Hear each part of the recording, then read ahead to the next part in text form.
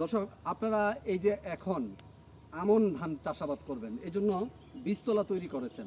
এই আমনের বীজতলায় কিন্তু কিছু পোকামাকড়ের আক্রমণ হয়। এই অবস্থায় যদি আপনি এই পোকাকে এখান থেকে দমন করে নিয়ে যেতে না পারেন, তাহলে কিন্তু আপনি মূল জমিতে যখনই এই চারাটি লাগাবে, তখনই কিন্তু আপনার টুংরু ভাইরাস সহ জমিতে বিপিএইচ ডব্লিউবিপিএইচ এর আক্রমণ বেড়ে যাবে এবং এই বীজতলাতেই কিন্তু থ্রিপসের আক্রমণ হয় এবং এই বীজতলাতেই কিন্তু জিএলএইচ বা সবুজ পাতা ফড়িংয়ের আক্রমণ হয়।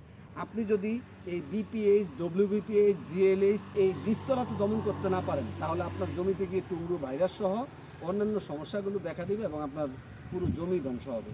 এই বীজতলায় কোন কাজটি করলে আপনার জমিতে টুংরু ভাইরাস সহ অনেকগুলো রোগ পোকা আপনারা দমন করতে পারবেন?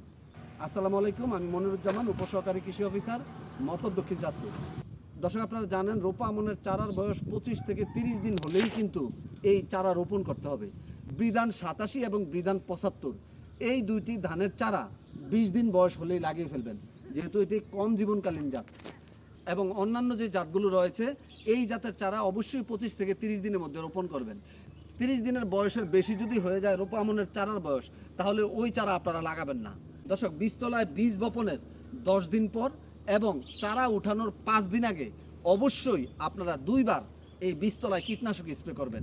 এক্ষেত্রে পাইমেট্রোজিন গ্রুপ অথবা ডিনোটিফুরান গ্রুপ অথবা নিটেনপাইরাম গ্রুপ, এই 3টি গ্রুপের একক কিংবা যৌথ কম্বিনেশন যে কীটনাশকগুলো রয়েছে, এই কীটনাশকগুলো আপনারা আধা মিলি পার লিটার হারে মিশিয়ে বিকেলে পুরো বীজতলা ভিজিয়ে স্প্রে করে দিবেন।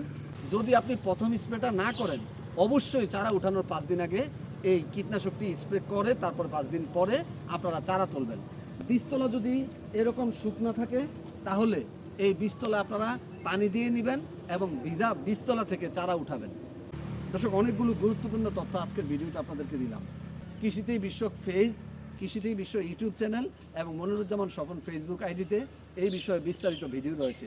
এই ভিডিওগুলো দেখে আপনারা এই রোপা আমন ধান চাষাবাদ করবেন, তাহলে আপনারা লাভবান হবেন। আল্লাহ হাফেজ।